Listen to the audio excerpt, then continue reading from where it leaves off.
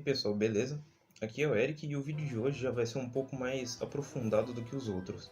Que até agora o que vocês viram foram apresentações de cada tipo de carta no jogo. Vocês conseguiram ter o básico sobre a apresentação e informações de cada coisa.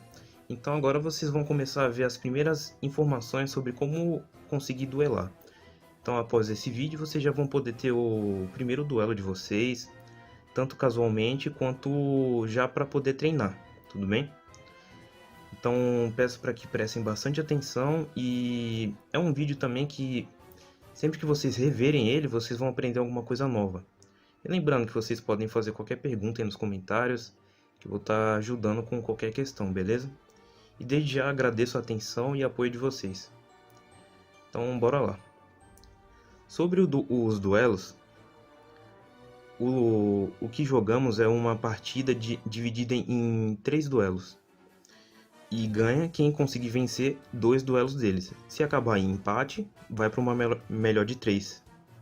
Tudo bem? E cada duelista começa com 8.000 de PV, ou pontos de vida. Você ganha o duelo se conseguir reduzir a 0 os pontos de vida do seu oponente.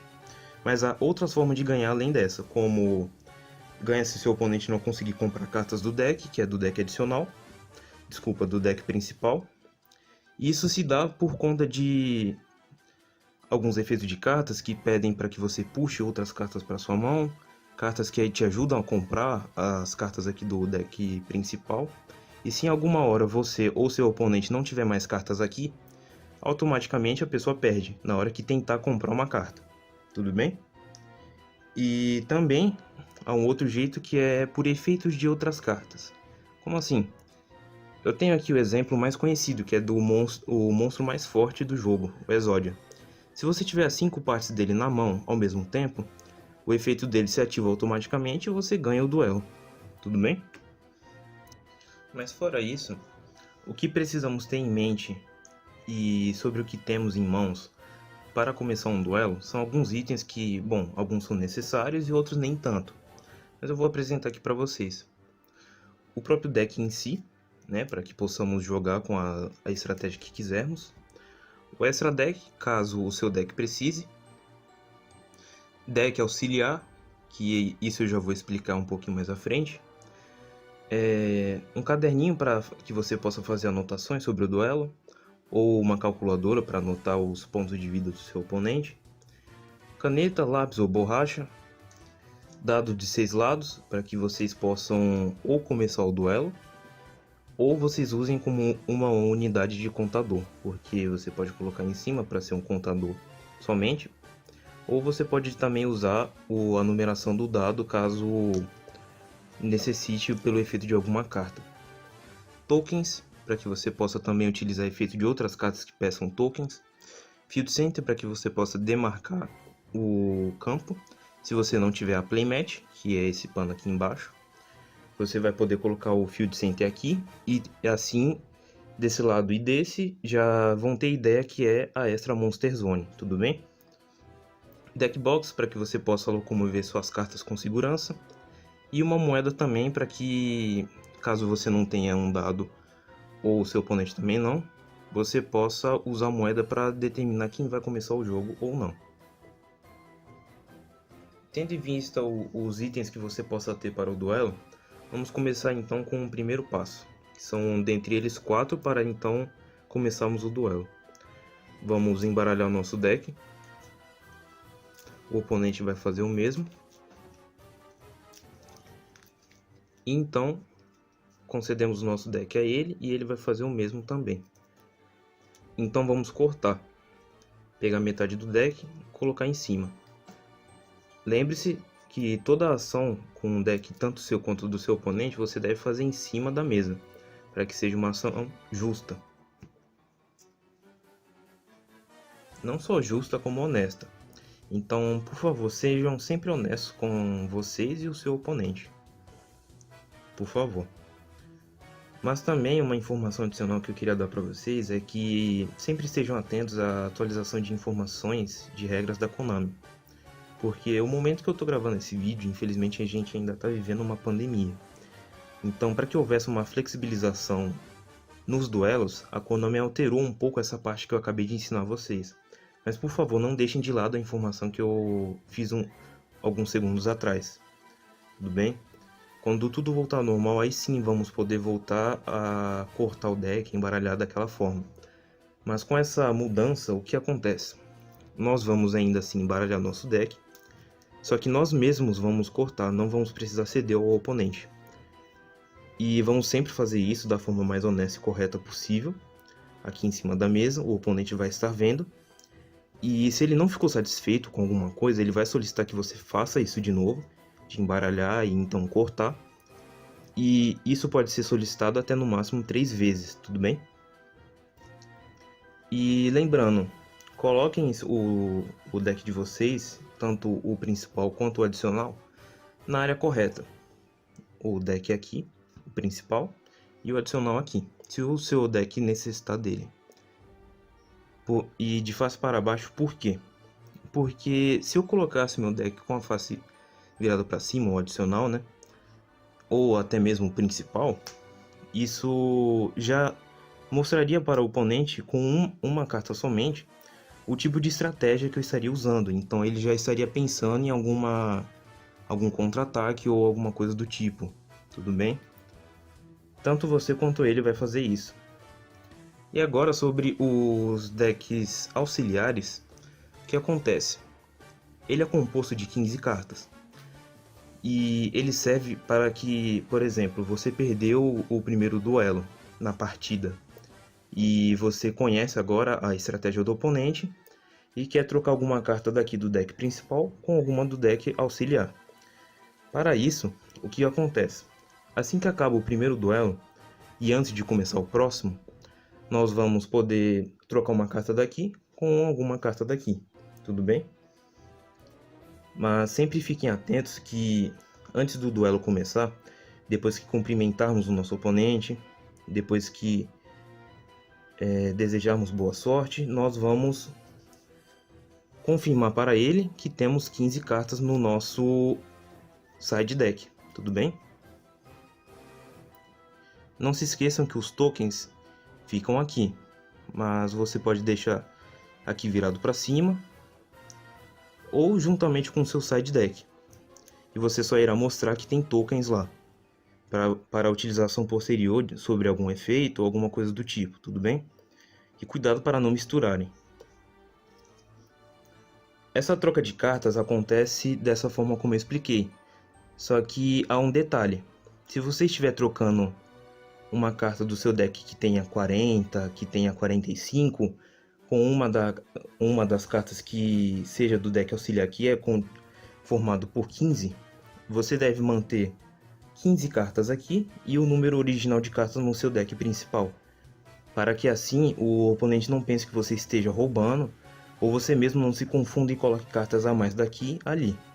Tudo bem? Para que seja sempre o correto. Beleza?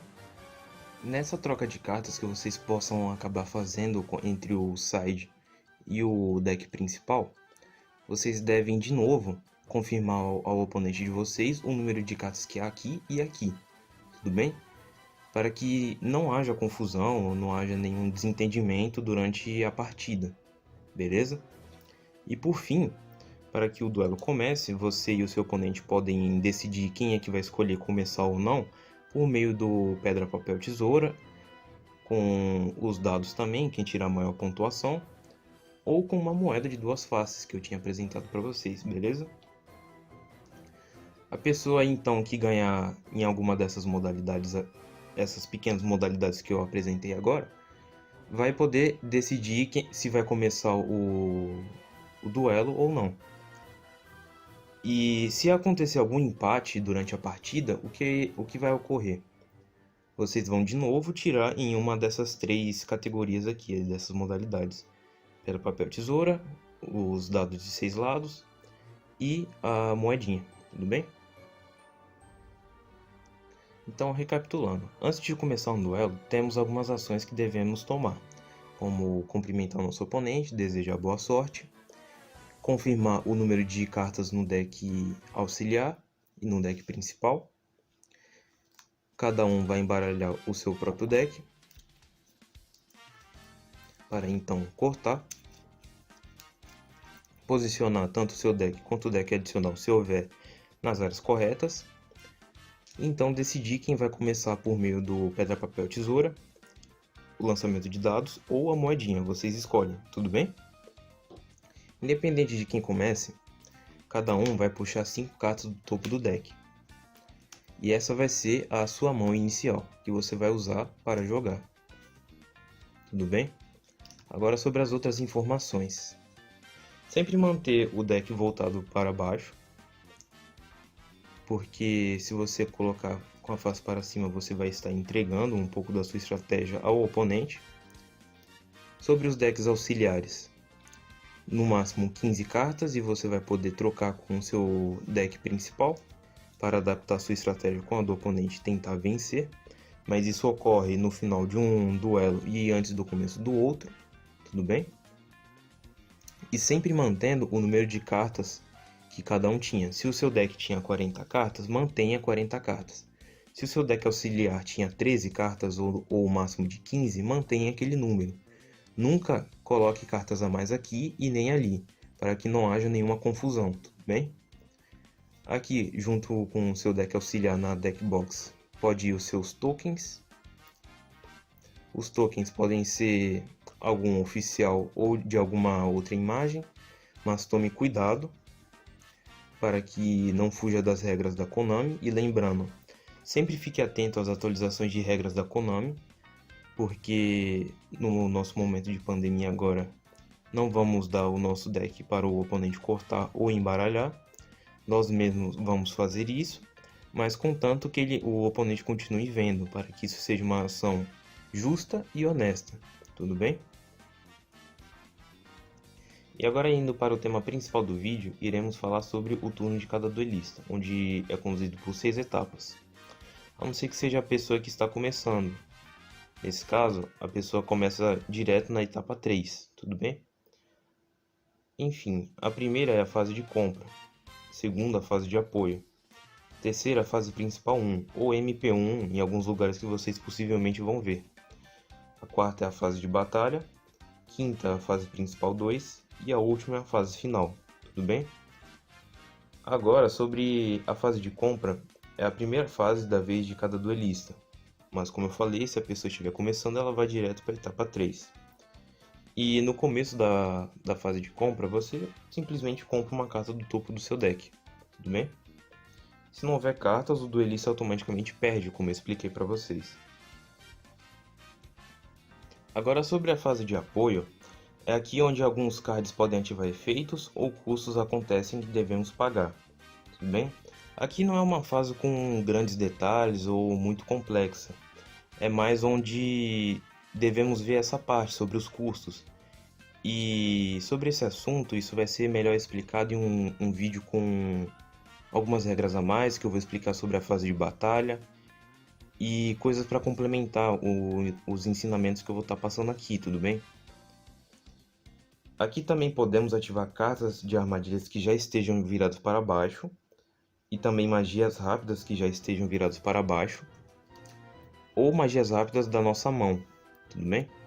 Então, se uma carta de armadilha já estava setada e estamos na fase de apoio, vamos poder ativar ela.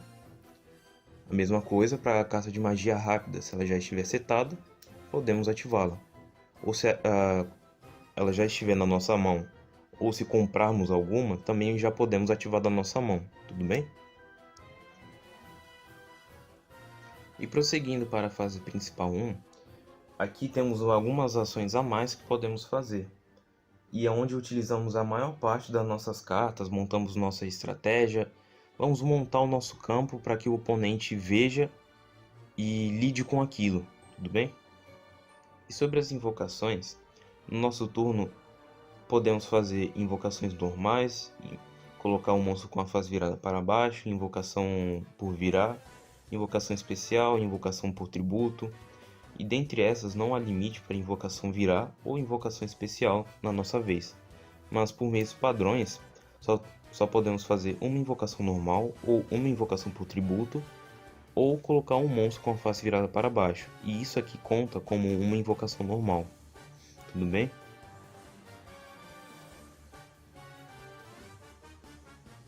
A invocação por virar, ela também, como eu falei, não tem limites, assim como a invocação especial. Mas isso só ocorre se você já tiver os monstros com a face virada para baixo. Vamos supor que você tem 4.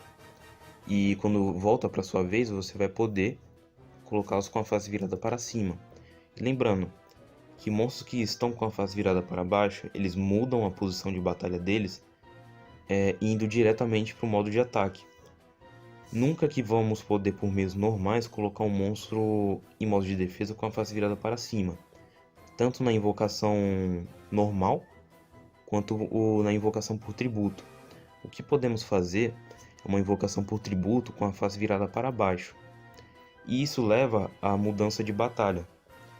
Ou seja, você vai poder sim mudar a posição de batalha do seu monstro, mas como eu falei, indo para o modo de ataque. Há algumas exceções sim, que o monstro ele fica com a face virada para cima em posição de defesa, mas isso se dá quando ele é atacado ou quando um efeito de carta permite que ele fique dessa forma, beleza? E sobre ele ser atacado e ficar com a face virada para cima em posição de defesa, isso acontece quando ele é atacado e a defesa dele é maior do que o ataque do monstro. Assim ele não vai ser destruído e ele só vai ficar com a face virada para cima, porque ele tem que ser revelado nessa hora. Você não pode atacar um monstro e ele continuar com a face virada para baixo, porque assim o ataque do monstro atacante com a defesa do monstro que estiver defendendo, ela não vai poder ser aplicada para ver se ele vai ser destruído ou não. Mas isso vai ser melhor explicado nos próximos vídeos, tudo bem? E há 4 casos onde a posição de batalha do monstro não pode ser alterada. Isso é muito importante. Quando o monstro é colocado no campo no mesmo turno, por exemplo, eu vou fazer invocação por tributo desse monstro, coloco ele com a face virada para baixo, eu não vou poder ao mesmo tempo já querer mudar a posição de batalha dele para modo de ataque. Também não pode mudar a posição do monstro durante a main phase 2, se ele já batalhou naquele turno, ou seja, eu coloquei o monstro em modo de ataque, ele batalhou e na main phase 2, na fase principal 2, né, eu queria mudar ele para modo de defesa, eu não posso fazer isso. Se ele já estava no campo, ele não batalhou e você foi para a fase principal 2, aí sim você pode colocá-lo em modo de defesa, tudo bem? Se ele já mudou a posição de batalha dele naquele mesmo turno.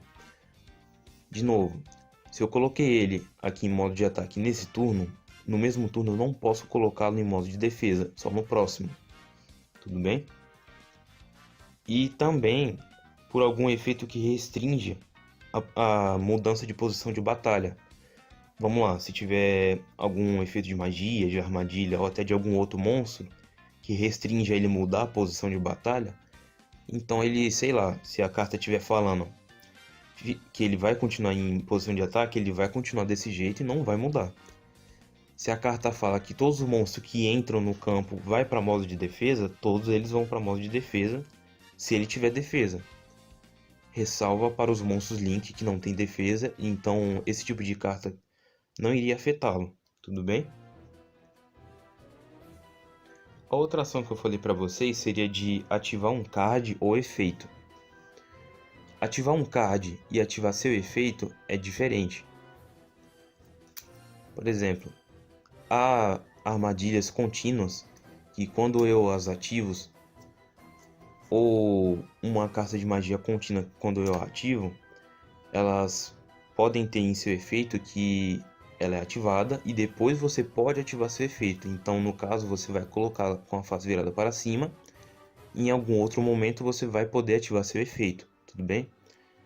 A mesma coisa com os monstros, é a mesma lógica na verdade. Há monstros onde você coloca com a face virada para cima e tem a opção de ativar ou não o efeito naquele momento durante a fase principal 1, durante a fase de batalha, durante a fase principal 2. Isso eu vou mostrar alguns exemplos posteriormente, beleza?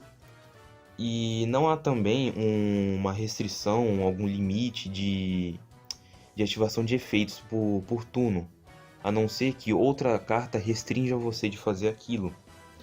e enquanto você puder fazer aquilo.